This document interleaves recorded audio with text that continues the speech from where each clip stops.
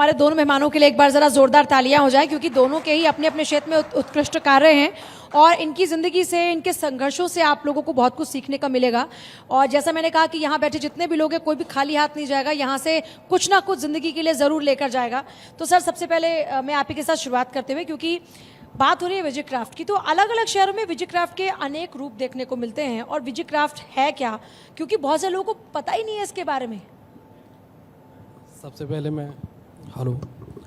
सबसे पहले मैं आपका धन्यवाद करना चाहूँगा कि इस मंच पर अपनी बात को रखने का मौका दिया, क्योंकि संवाद एक ऐसी चीज़ है जब तक वो होगा ही नहीं। अभी जैसे आपका सबसे पहला सवाल यही था कि नहीं पहचानते, रीज़न है भारत के इतनी बड़ी जनसंख्या में कई संगठन, कई व्यापारी संगठन हो गए, कुछ भी तमाम ऐसे लोग हैं जो कार्य करने की कोशिश कर रहे हैं, पर एक सही माध्यम या सही अपॉर्चुनिटी नहीं मिल पाती है जिसके माध्यम से हम लोग एक सही जगह संवाद कर पाए और उसको तेज़ी से कर पाए, क्योंकि सालों निकल जाते हैं।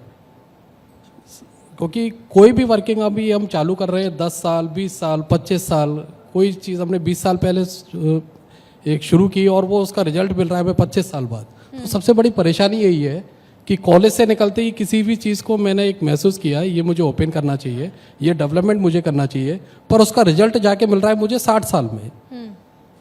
तो आप समझें कि भाई मैं अपनी कमाई कर रहा हूँ।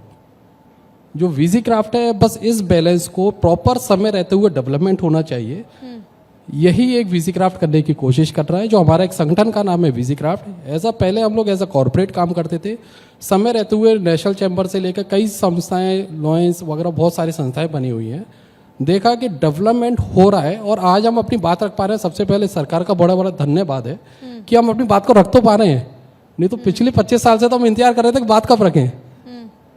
तो सबसे पहले तो इसी चीज़ के लिए बहुत बहुत धन्यवाद देना चाहूँगा कि आज हमें अपनी बात को रखने का मौका दिया है।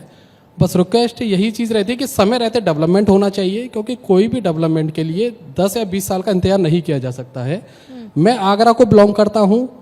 मेट्रो की शुरुआत वहाँ 1998 से हम लोग सुनते आ रहे थे जब हम कॉलेज टाइम पे थे। नो डाउट मेट्रो डेवलप हो रही है, आज आया है। 2 साल 3 साल पहले अब मेट्रो आई है। आप समझें कि जो प्रोजेक्ट की शुरुआत 1998 में होनी थी, वो प्रोजेक्ट अब 2022 से लेकर एक चालू हो रहा है। अब हमें एक डेवलपमेंट दिखाई दे रहा है। तो क्या ये तभी नहीं हो जाना चाहिए तो आज हमारा शहर कितना आगे बढ़ जाता। तो ये जो समय सीमा एक किसी भी लेवल को क्रॉस कर जाती है। हमारा बस ये एक है कि विजी क्राफ्ट संगठन के थ्रू हमने अपने व्यापारी संगठन, मल्टी सेक्टर, हमने इसमें सभी लोगों को इसमें जोड़ा है। हजारों लोग इससे जुड़े हुए हैं, चाहे वो अपने किसान भाई हो, व्यापारी भाई हो, शिक्षा हो, व्यापार हो, हॉस्पिटल हो, सभी सेक्टर के लोग इससे जुड़े हुए हैं। ये एक वो संगठन है जैसे कि सभी को मिला के एक प्रॉपर डेवलपमेंट समय रहते और अपनी मांगों को समय रहते हर शहर में, हर जगह सरकार के सामने रखना, और बाकी तो फिर सरकार का रूल है। त्यागी सर, क्योंकि पहले तो आपका भी बहुत बहुत स्वागत है, और जैसा मुझे जानकारी मिली कि आप चेस स्पेशलिस्ट हैं, और आज सबसे बड़ी जो एक चुनौती है वो है पॉल्यूशन, और उस पॉल्यूशन का सीधे असर हमारे इसी श्वसन प्रक्रिया पर होता है। तो मैं सबसे पहले चाहूँगी कि आप लोगों को बताएं कि लोग कैसे खुद को बचा सकते हैं इस पॉल्यूशन की मार से, कैसे अपनी इस हेल्थ को वो हेल्दी रख सकते हैं। पहले तो धन्यवाद देना चाहूँगा। पॉल्यूशन से आम आदमी तो अपने आप को नहीं बचा सकता, ये तो एक कलेक्टिव पूरी कम्युनिटी का ही जिम्मेदारी है कि अपने कूड़े वूड़े को ना जलाएं और पॉल्यूशन के लिए व्हीकल्स वगैरह को रोकें, एसीज को रोकें, बट ये पॉसिबल नहीं है। डेवलपमेंट का एक पार्ट है पॉल्यूशन। तो पॉल्यूशन के साथ तो शायद हमें रहना पड़ेगा, बस ग्रीनरी हमको थोड़ी सी ज़्यादा चाहिए हर जगह, हमारे घर में भी, बाहर भी। अगर आप पॉल्यूटेड जगह रह रहे हैं और वहाँ चारों तरफ ग्रीनरी है, तो उस पर्टिकुलर एरिया में AQI आपका काफ़ी कम होगा बाहर के मुकाबले। और जितने भी ये फिल्टर्स आते हैं ये भी काम नहीं करते इसमें। तो फिल्टर्स काम नहीं करते, मतलब जिनको हम लगाते हैं? ऐसा कोई डेटा नहीं है, ऐसी कोई स्टडी नहीं है कि यहाँ पे फिल्टर लगाने को आपको मदद मिलेगी और वो बेहतर एयर होगी, यहाँ से नहीं है। हाँ, फूलों के या पौधों के चारों तरफ जो है उसमें तो पक्का है। तो जो नेचुरल चीज़ है, जो ईश्वर की बनाई हुई चीज़ है, वो 100% बढ़िया है। हर जगह पेड़ लगाएं, हर जगह पौधे लगाएं, वो ज़्यादा कारगर है। और ये आर्टिफिशियल चीज़ें कम से कम यूज़ हो, एमिशन। अच्छा, लोग आजकल प्लांटिंग की ओर ज़्यादा अट्रैक्ट भी हो रहे हैं। मैंने देखा कि बहुत सारे, मुझे लगता है आप ऐसे बहुत सारे लोग ऐसे होंगे जो प्लांटिंग करना खुद ही पसंद करते होंगे, और प्लांट्स को अपने आसपास रखना लोगों को आजकल बहुत हैपनिंग लगता है, बहुत ही सूदिंग लगता है। लेकिन सर, एक और मैं चीज़ जानना चाह रही हूँ, क्योंकि आपने बहुत अच्छा एक बात कही। एक लोगों के दिल में मन में एक मिथ होता है कि जो जो साफ कंट्रीज हैं वहाँ पर AQI अच्छा होता है तो उनकी लाइफ लॉन्ग होती है, और जहाँ पर AQI बहुत ही पुअर होता है वहाँ पर लोगों की जो लाइफ है वो बड़ी शॉर्ट हो जाती है। तो ये मिथ है या एक सच्चाई है? ये प्रेडिक्शन है, इसको तो समय बताएगा। That may be true, because बहुत सारे मेरे पेशेंट्स ऐसे हैं जिनको सारी दवाई देने के बाद भी आराम नहीं मिलता। वंस दे कुछ कनाडा गए, जिस दिन उन्होंने एयरपोर्ट से बाहर कदम रखा उसी वक्त ठीक हो गए विदाउट मेडिकेशन। पूरे दिन पूरे महीनों वहाँ सही रहे। The day they landed in Delhi फिर दोबारा शुरू हो गया। तो ये तो प्रूव्ड है कि आप पॉल्यूटेड एयर में हो तो आप डिजीज बीमार ज़्यादा हो।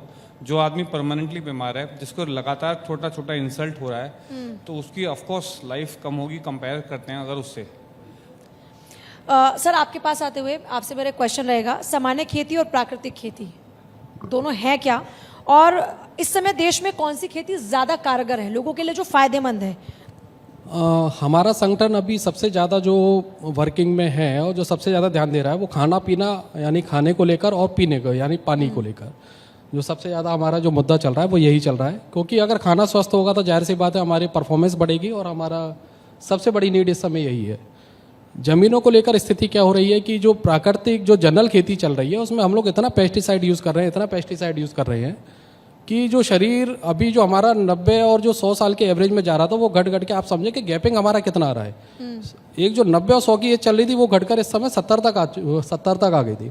70 से घट के इस समय हमारे अपने भाई बंधु वो 50 और 55 की एज में ही अपने विदा ले रहे हैं। तो हमारी, और अगर हम लोग अपनी जनरेशन की बात करें तो क्या फिर 40 का एक्सपेक्ट हम लोग करके चलेंगे?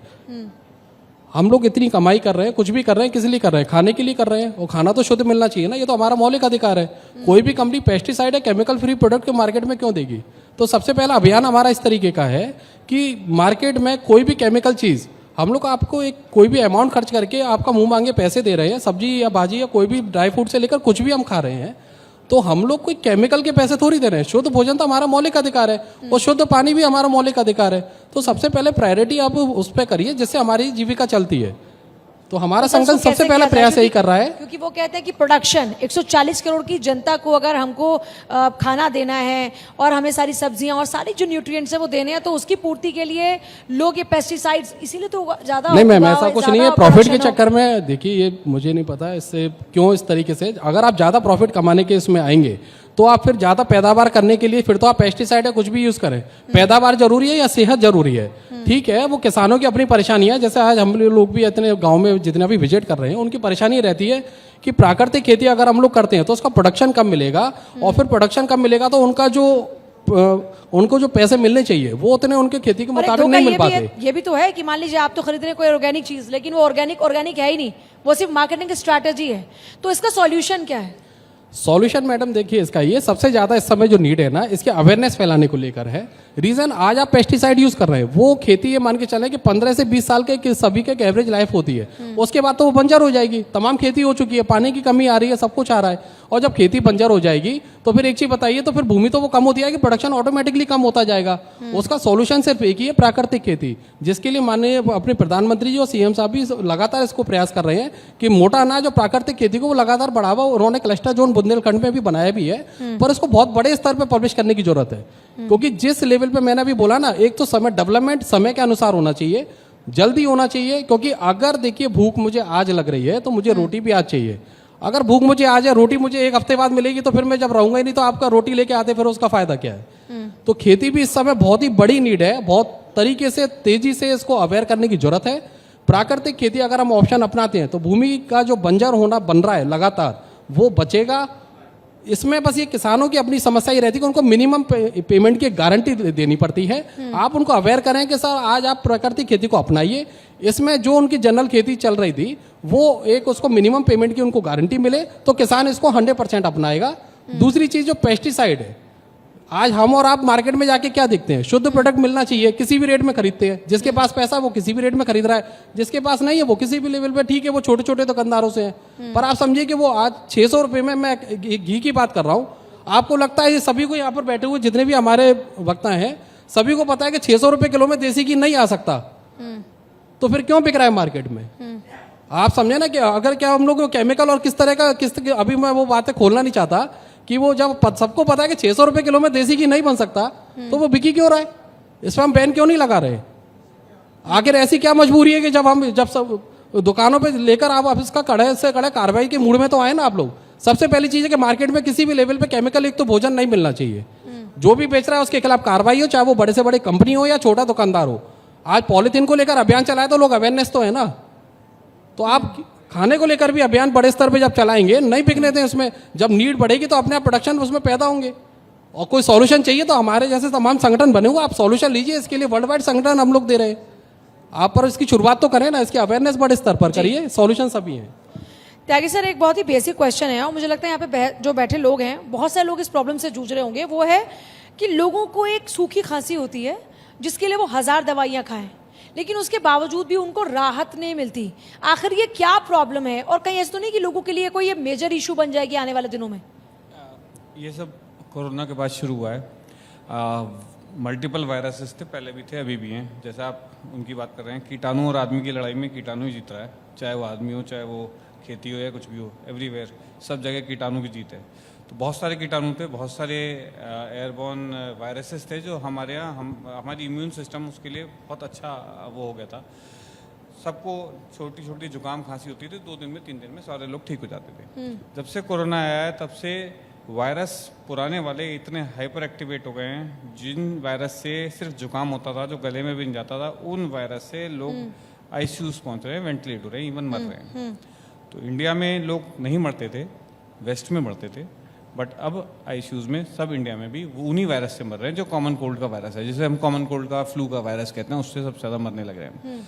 कोरोना अब हम आइडेंटिफाई नहीं कर पा रहे बिकॉज वो मल्टीपल टाइम्स चेंज हो चुका है, उसके प्रोब्स चेंज हो चुके हैं, वो प्रैक्टिकली गवर्नमेंट ने खत्म कर दिया, वो तो खत्म लेना शुरू कर दिया। नया आइडेंटिफाई होगा, नया ट्रीटमेंट होगा, वो chapter is closed, but it is there, ये है। जैसे मैं पिछले 2-3 साल से जब भी होता है मैं अपना टेस्ट कराता हूँ, तो मेरे को 8 बार हो चुका, लेकिन टेस्ट कराता हूँ इसलिए होता है। तो पूछता है कि कोरोना कैसे होता है, टेस्ट करा के ही होता है, तो अब टेस्ट नहीं कराओगे नहीं होगा। तो ये सब उसी के सब वेरिएंट है। हमारी इम्यून सिस्टम बहुत अच्छा हो गया है, हमें कोई प्रॉब्लम नहीं होगी, एक्सेप्ट पोस्ट वायरल कफ, ये बहुत डिफिकल्ट है जाने के लिए, लेकिन लकीली लंग इन्वॉल्व नहीं हो रहा, फेफड़ा इसमें खराब नहीं हो रहा। इरिटेशन होता रहेगा, you need treatment for this, इसके लिए ट्रीटमेंट स्पेशलाइजेशन पे जाके लेना पड़ेगा। 2% 5% पेशेंट्स हैं जिनको थोड़ा सा हैवी ट्रीटमेंट चाहिए, 95% ठीक हो जाएंगे, बट ट्रीटमेंट लेना पड़ेगा, बगैर ट्रीटमेंट नहीं ठीक होगा। क्योंकि आजकल ये भी हो रहा है कि लोग इतनी एंटीबायोटिक्स खा लेते हैं कि वो उनको इफेक्ट नहीं कर रहा। एंटीबायोटिक का कोई रोल नहीं है इसमें, कोई रोल नहीं है ना। आप एंटीबायोटिक खा खा के अपने शरीर को खराब कर रहे हैं। तो क्या ऐसा है कि लोग कुछ और ऐसे हेल्दी ट्रीटमेंट्स हो, जैसे सिर्फ दवाइयों की वजह कुछ और भी ट्रीटमेंट हो जिससे वो अपने ये जो प्रॉब्लम है उसको वो ठीक कर पाए? पुराने ज़माने में दवाइयाँ नहीं थी, लोग ठीक होते थे। तो पहला नियम हमारी उसका अच्छी डाइट, जिसकी बात कर रहे थे, जो नहीं मिल रही हमको, और अच्छी एक्सरसाइजेज जो हम नहीं कर रहे। तो प्रॉब्लम हम ही में, टेक्नोलॉजी ने हमको बिठा दिया है पूरा, हर चीज़ अब बैठे बैठे होती है।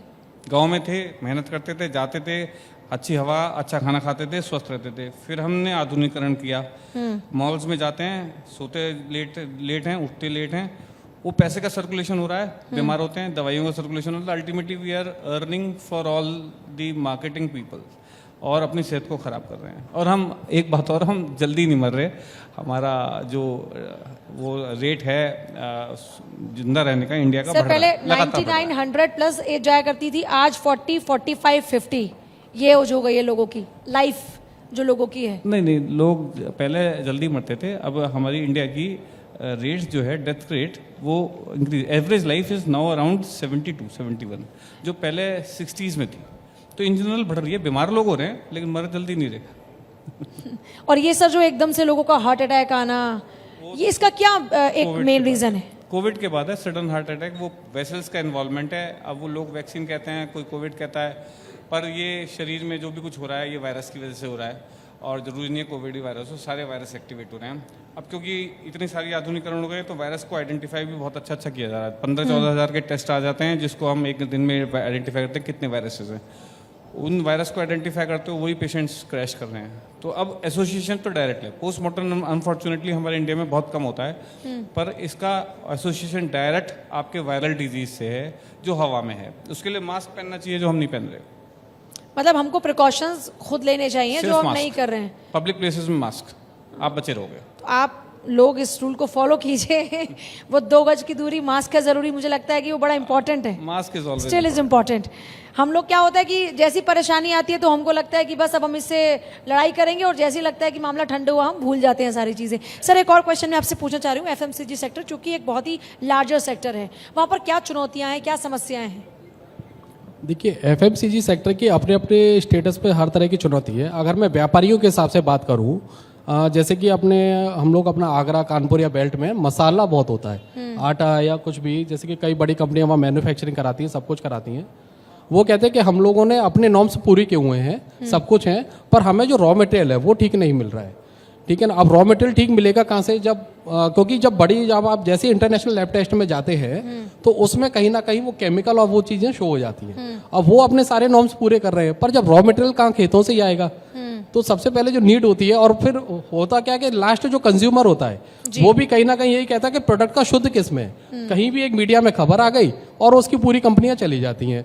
मसालों को लेकर नो डाउट, अगर आपने कभी कुछ समय पहले, साल भर पहले की बात है, सिंगापुर, मलेशिया से लगभग बहुत बड़े ऑर्डर कैंसिल हुए थे, जिसका करोड़ों नहीं अरबों रुपए का ट्रांजैक्शन रुक गया था।